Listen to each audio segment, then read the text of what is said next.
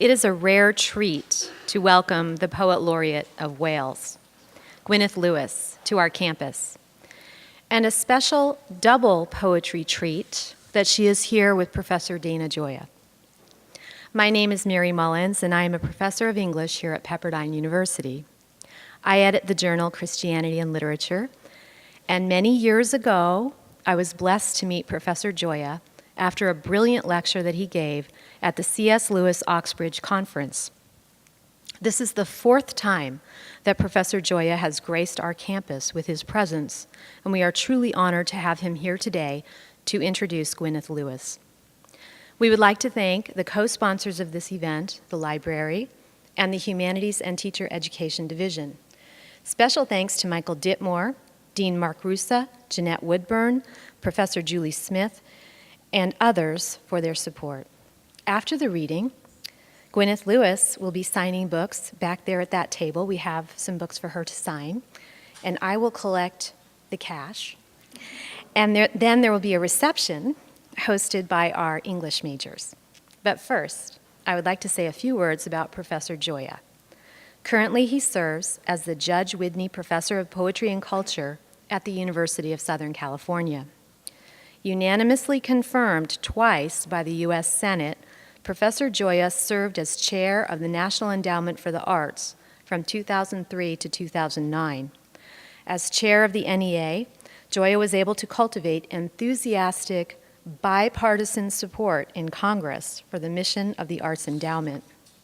Nationally and internationally recognized for his poetry and critical essays, Professor Gioia has published 4 books of poetry and 8 chapbooks. His third book of poems, Interrogations at Noon, won the American Book Award.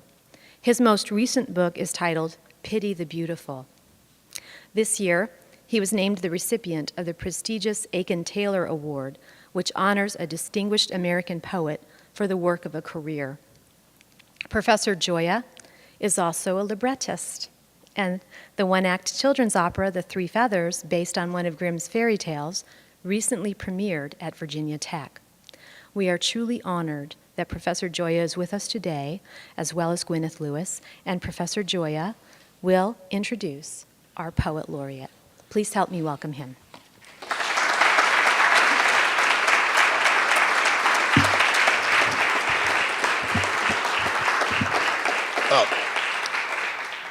Good afternoon. I wanted to talk about Gwyneth Lewis in a slightly unusual way. It seems to me that one of the things that any artist does, one of the acts of creativity that any poet does, is invent his or her life. There's no longer, a singular way someone becomes a writer. And I think the most interesting poets tend to have more than one life. Gwyneth Lewis is almost a set of Chinese boxes of double lives. It literally starts in her childhood when she is born in Cardiff speaking Welsh, which is an interesting origin for a poet who ends up writing in English as well as Welsh.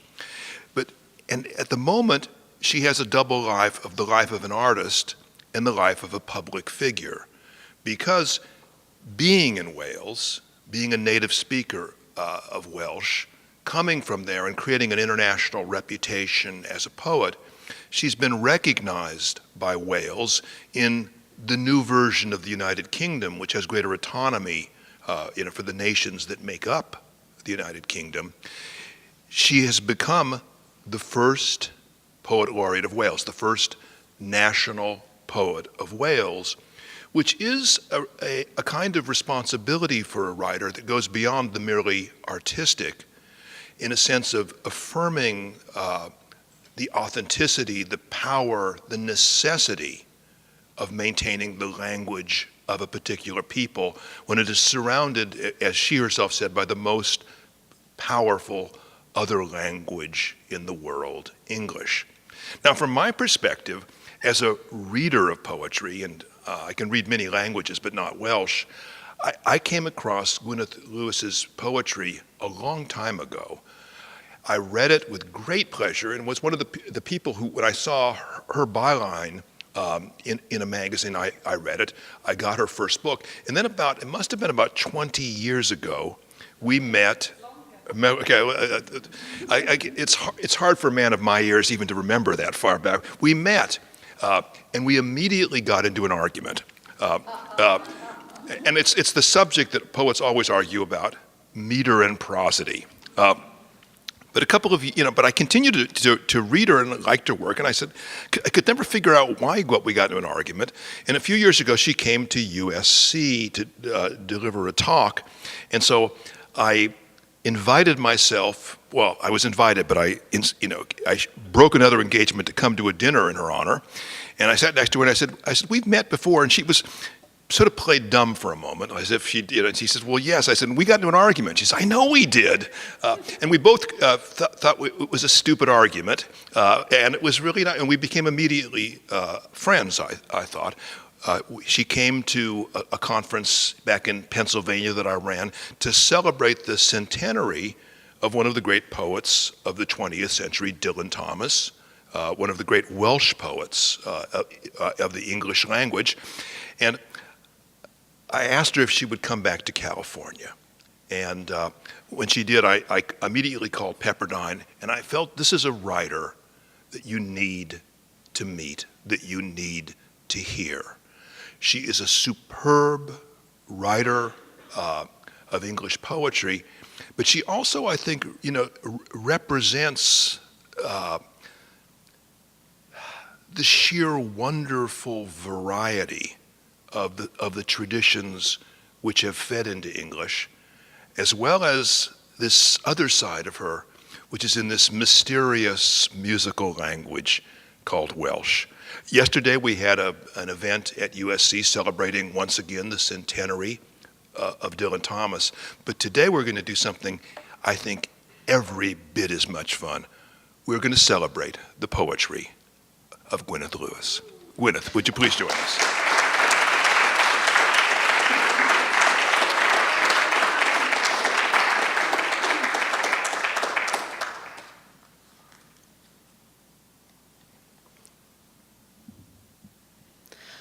One day, feeling hungry, I swallowed the moon. It stuck like a wafer to the top of my mouth, dry as an aspirin.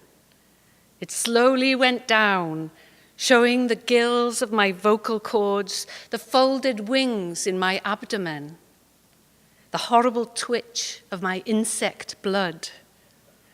Lit from inside, I stood alone, dark to myself, but could see from afar the brightness of others who had swallowed stars.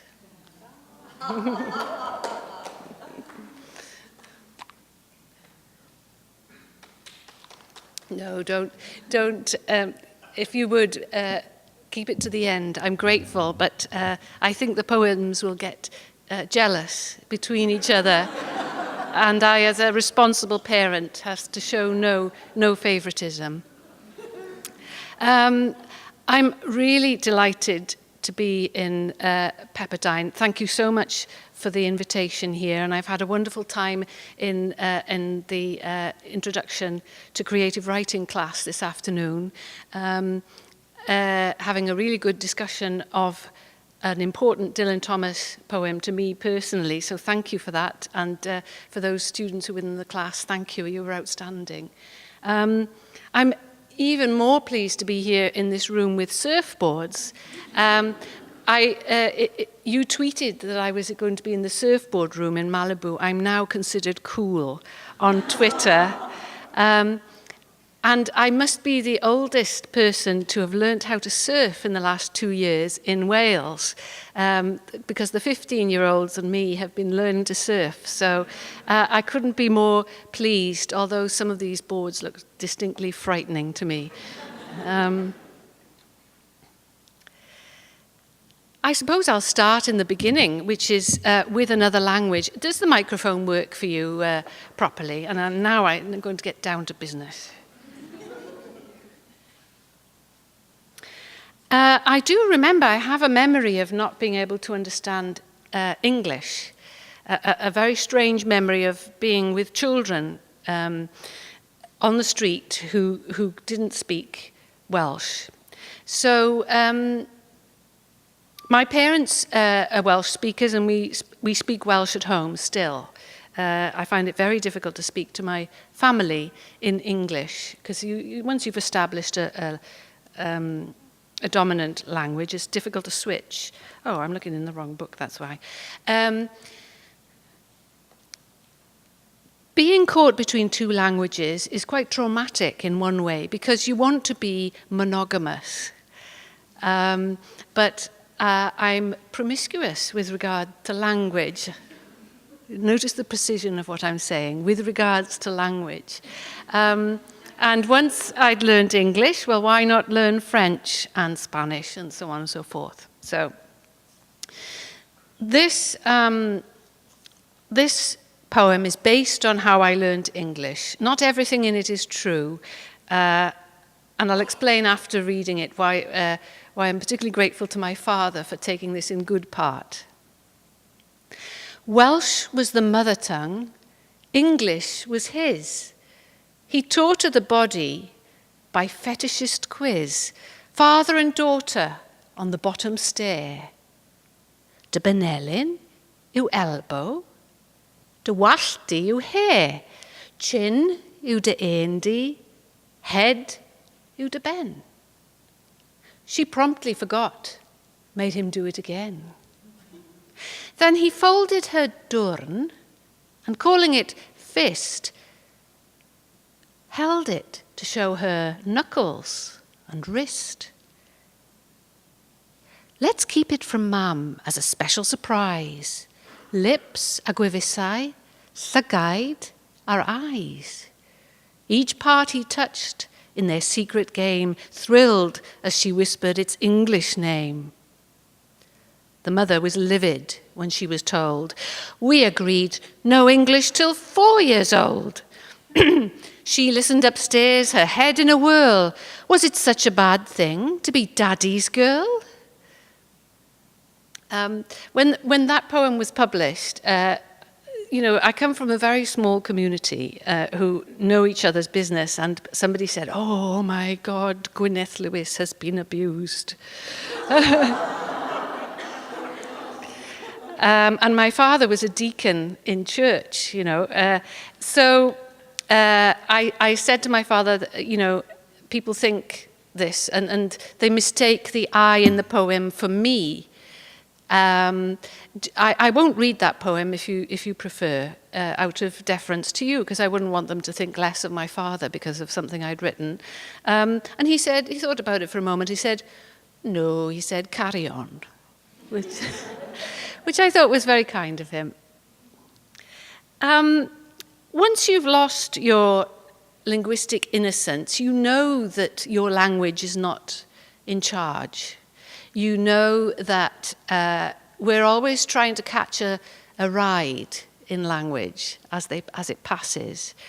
And the experience of being part of a dying language, Welsh is in a minority. We're 20% of the population of Wales, and the number is declining. So it's a declining language. It's one of the endangered languages.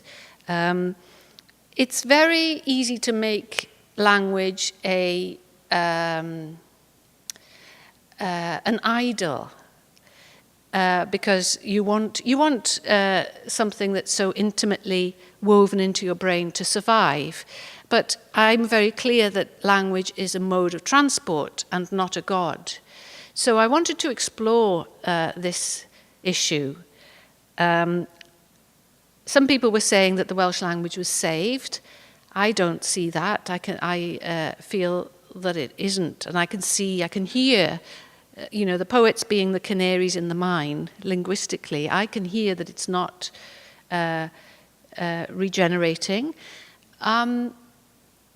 So I wanted to interrogate this. So I decided if the Welsh language was being killed, I wanted to know who did it. So I wrote a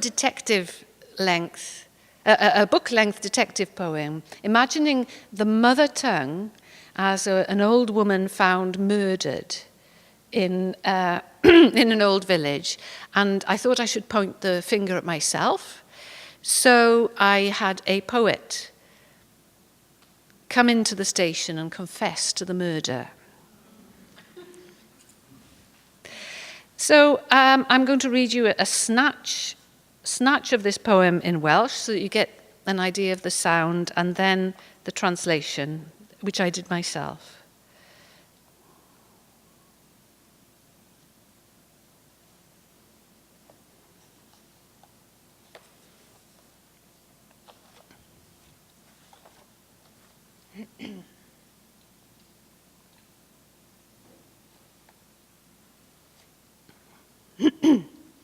Cyfweliad ar bardd. O edrych yn ôl, rwy'n beio'r cyfieithu. Dechreuais yn 1973 ar iard yr ysgol.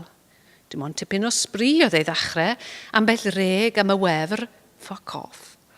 A hoffais deimlo mwg ail iaith yng nghefn fy llwnc, a brath chwerw I gemeg. Symudais ymlaen at frawddegau cyfan y tu ôl i'r shed, ac yn sydyn roedd gwersi am Ddewi Sant yn llai na diddorol.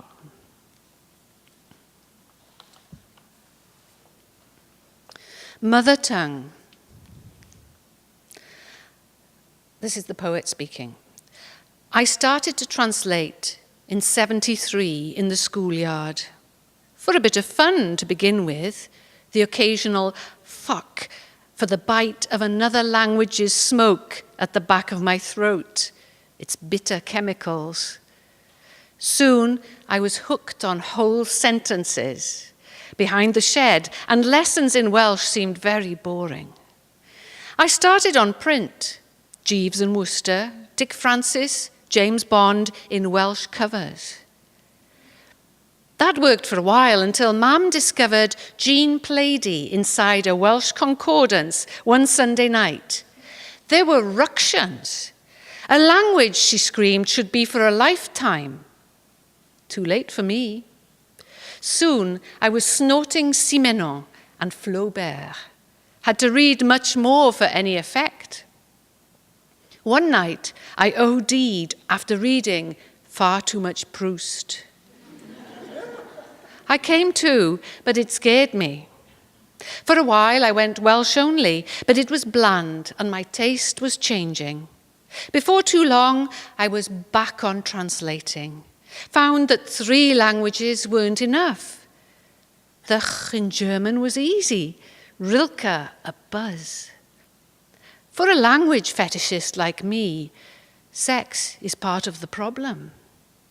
Umlauts make me sweat. So I need a multilingual man, but they're rare in West Wales and tend to be married already. If only I'd kept myself much purer with simpler tastes, the Welsh might be living. Detective, you speak Russian, I hear, and Japanese. Could you whisper some softly? I'm begging you, please.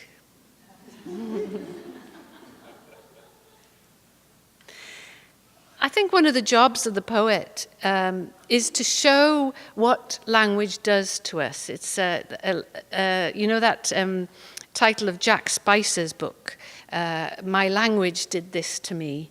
I think we have to be politically aware of how we're being pushed around by our language. And of course, we're never quite in control of it.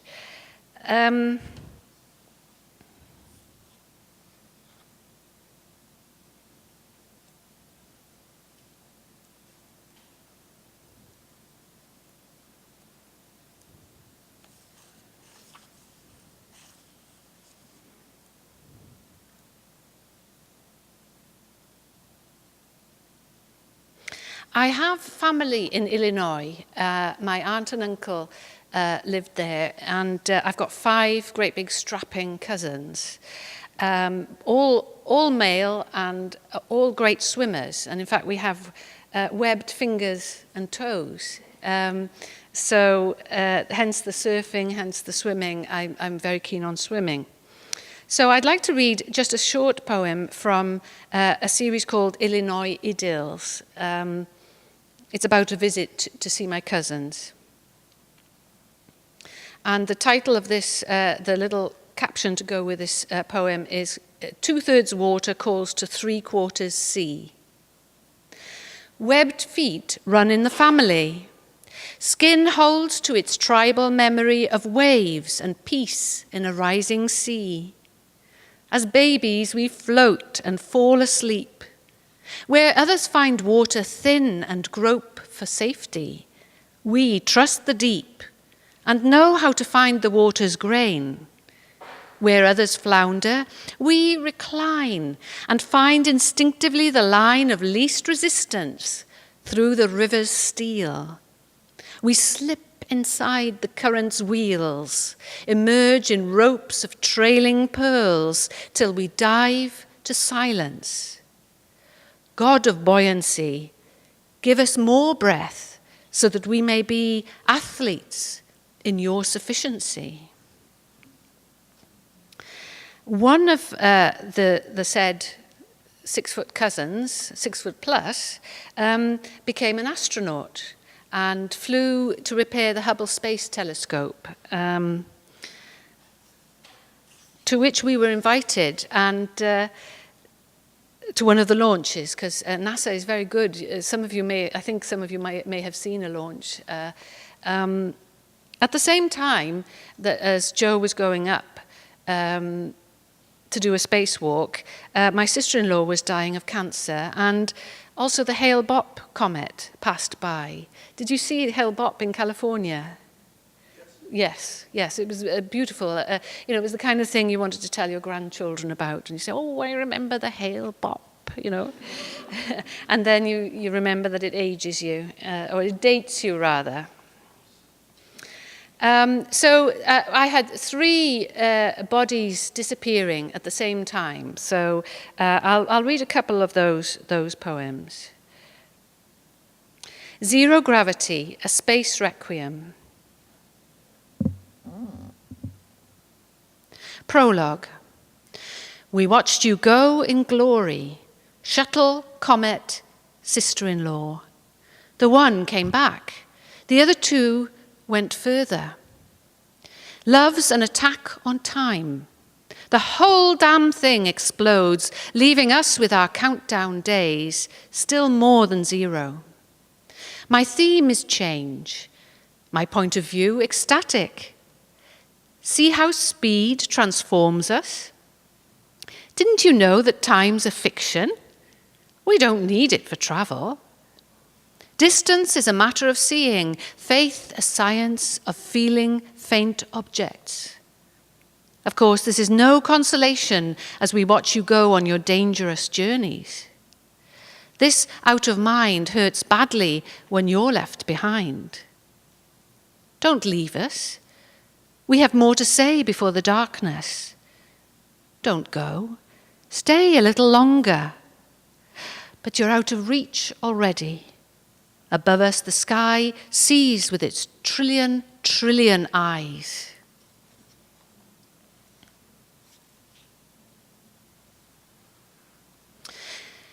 It looks like she's drowning in a linen tide.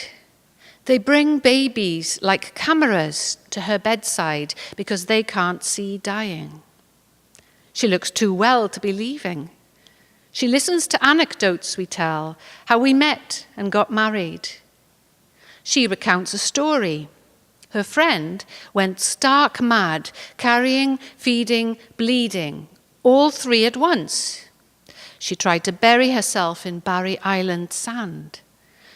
Her prayer plant has flowered after 7 years. She sends Robert to fetch it from System Street. She thinks a bee sting started the cancer. We can't say a thing.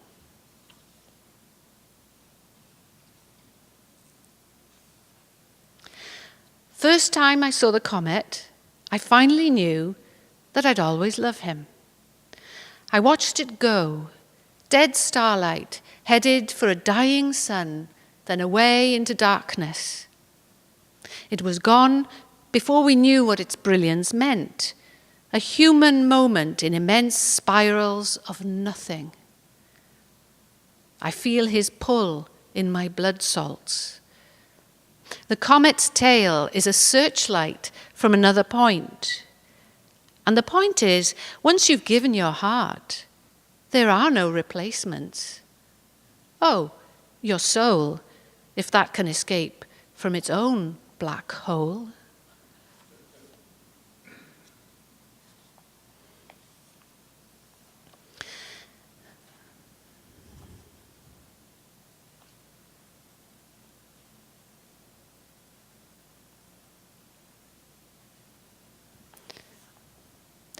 There are great advantages to having been dead.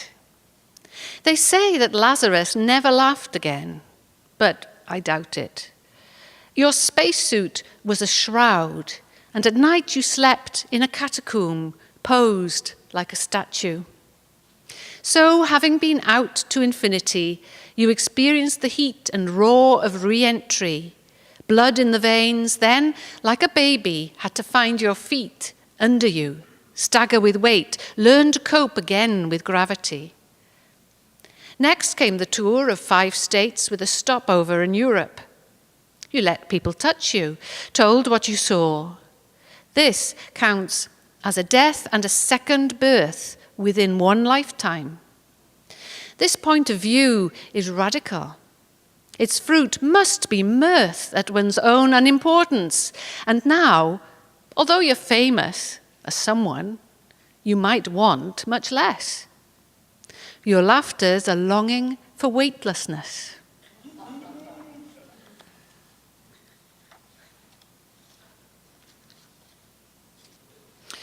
What is her vanishing point? Now that she's dead, but still close by, we assume she's heard our conversations. Out of sight? Out of mind? On her inward journey, she's travelled beyond the weight of remembering. The G-force lifts from her labouring chest. Forgetting's a gift of lightness. She's sped vast distances already. She's shed her many bodies: cancer, hope, regard, marriage, forgiving. Get rid of time and everything's dancing. Forget straight lines. All's blown away. Now's honey from the bees of night, music from the bees of day.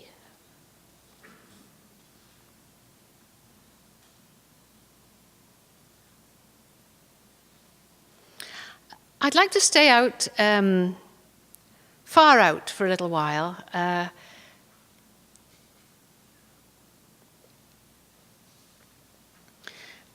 One of my reincarnations, as Dana was saying, and by the way, may I add that I would far rather argue with Dana Joya than agree with most people. So I can't remember at all what we argued about, but I knew immediately that I liked him. So it's a strange thing, isn't it? So I'm very grateful to get this opportunity to spend some time in his company. It's a great privilege.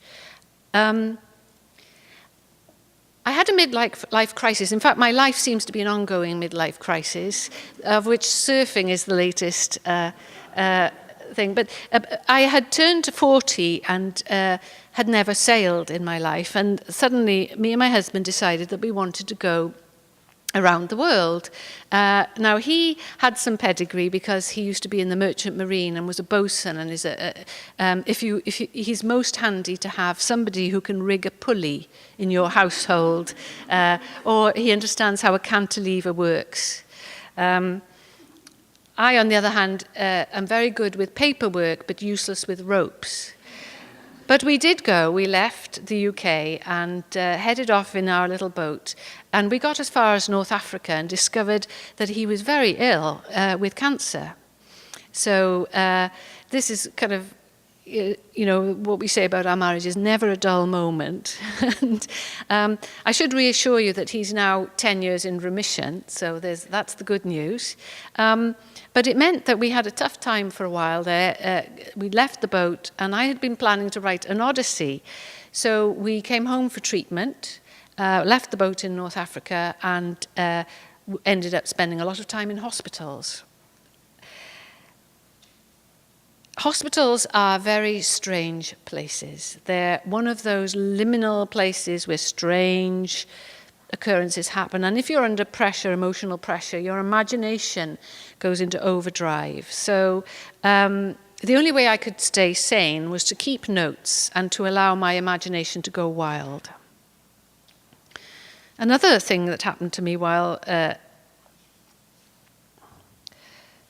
Leighton was ill was I became OCD about germs. So anybody who has a cold, I'm happy to talk to you from 10 feet away, but please don't come and kiss me on the mouth. I won't thank you for it. I want to read, so this is a long poem about a carer and a patient who are separated in a hospital. It's a love poem, but it's a long love poem. And this is the a thing called the microbes ball. The main character is called Maris, the sea, and Hardy is the patient. One of my great poetic heroes is Thomas Hardy. So you imagine Maris is going through the hospital and she's picked up a talking dog along the way, a talking greyhound. It's that kind of territory, you see. And she's now in the company of a Dr. Ludlow.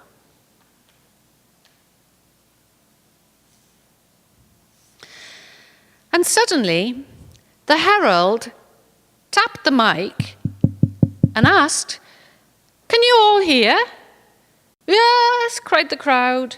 Dressed in brocade, with sequins, he bowed. "Put your hands together, ladies and gents, for our guests of honor. First, the bacteria. Streptococci. I'll translate as we go. Dental decay, sore throat. Mycobacteria, tuberculosis and leprosy. Pray stand for Shigella, dysentery. And the Vibrios, that's cholera. Some came in rods, some in coils, some spherical. Let's hear it for treponema and chlamydia." Some of them sound lyrical till you see what they do to a testicle. Next, the viruses. He called varicella zoster, chickenpox, shingles. Viral lifestyles are violent. They can behave like bruisers. Then came the molds, and in pride of place, the fungi with candida all in white. Then protozoa, the horrible face of Giardia lamblia. Next, the algae, and Maris remembered lithe spirogyra from school and clapped. Penicillium, a mold, came in with the prions, all out of order, but pushed his way to the front like a bum. But the microbes just laughed. "And here," shouted the herald, "is debutante of the year, the blue tongue virus. And she's wearing a gown made by her mother." She looked so demure, bashful. She kept her shy gaze down. "Gorgeous, isn't she? Causing quite a stir. This lovely can kill a sheep in 3 hours." "That's nothing to boast about," Maris scolded. Bod replied, "Microbes don't make us ill. It's the body's reaction which gives us the cold. Diphtheria only ever kills if it's sick itself." The herald again. "Final call for the priest who is due to officiate at the Lycan wedding. I can confirm a doctor will kindly demonstrate how to extract a 5-meter tapeworm without it or the patient coming to harm. Yes, madam, you roll it on a stick. Maris squirmed. She looked around. She'd never seen a crowd more antic or lively. Germs you'd hate to find in a wound were twirling in wildly extravagant gowns. Old friends met. This is my fiancé. Kiss, kiss. You're looking very well. She heard one fuzzy spore say to a virus. Thanks. Seen any good cells lately? No, I think they're going downhill. Imagine a disco painted by Bosch. Microbes are social animals, and they crowded together in such a crush. They looked like a seething carousel, pulsing with life. And last of all, announced the herald, I propose a toast. They're nothing but a bunch of chavs, said Maris. To the humans, I give you our hosts. That's us being honoured. Stand up and wave. And the spotlight found them. Slightly unnerved, Maris blinked in the light and swiftly bobbed. She was applauded by a roaring sea of germs, and so on.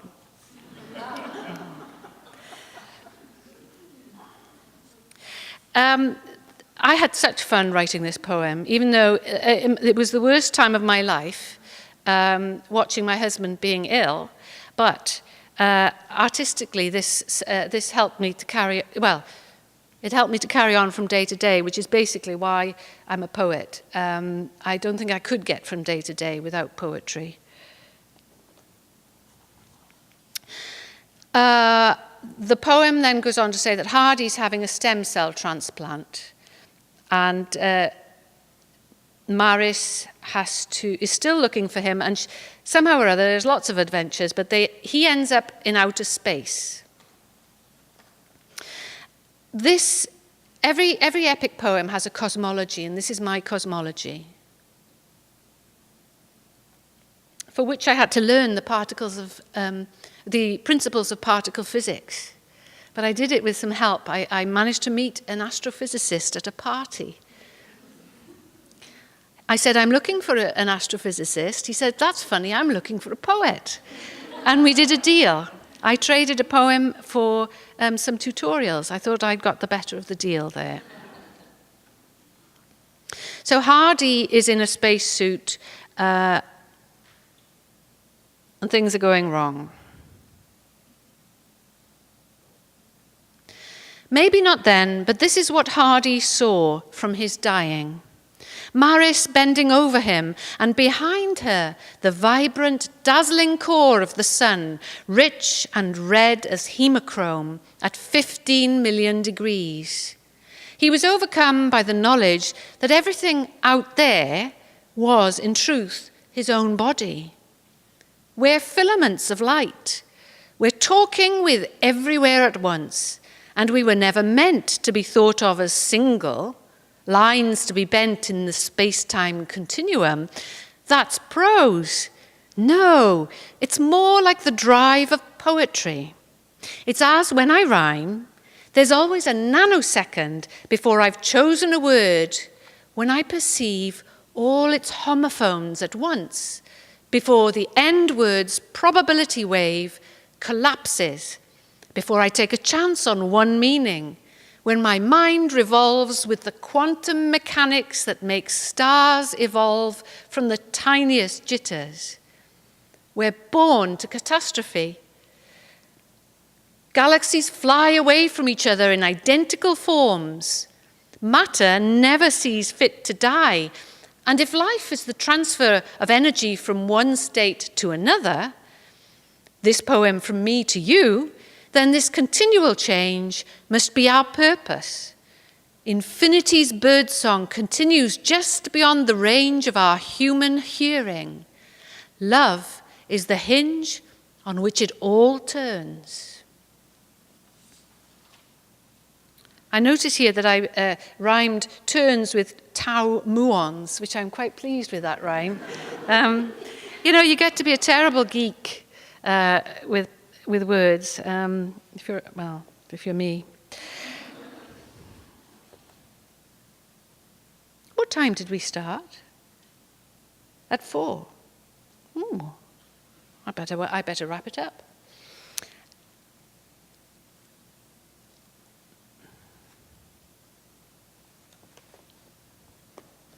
I feel I should read you a couple of new poems. I've written a very long poem, and I'm now writing very short poems.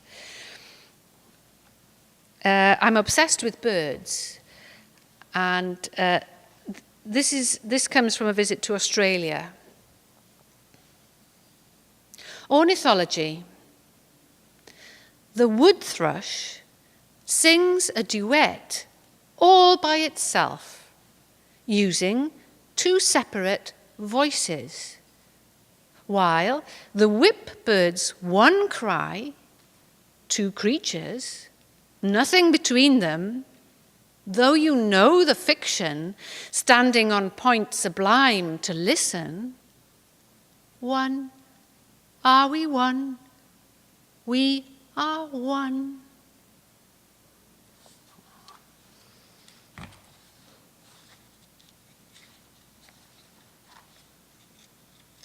Those are too long. I'm into short.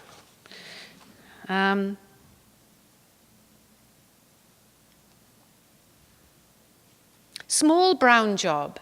I was looking earlier at the birds at the canteen, and I couldn't identify them, so they were small brownish jobs, weren't they? Yes. May you be led on all your walks by an unidentified bird, flitting ahead at least one branch the tease between you and it.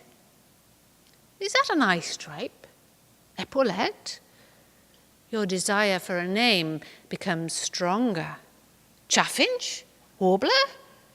This is spinning gold from straw. You're in good hands. Shut up and follow.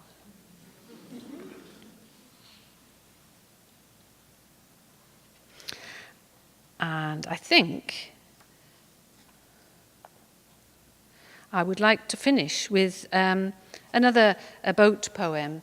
Once you've been to sea, I'm afraid you never recover. Sea virus. I knew I should never have gone below, but I did, and the fug of bilges and wood caught me aback. The sheets of my heart snapped taut to breaking as a gale, stronger than longing, filled the sail inside me. To be shot of land and its wood smoke, to feel the keel cold in the current, to see the mast inscribing water like a restless pen, writing a fading wake. It's true, I'm ruined. Not even peace will do to keep me ashore now. Not even you. Thank you very much.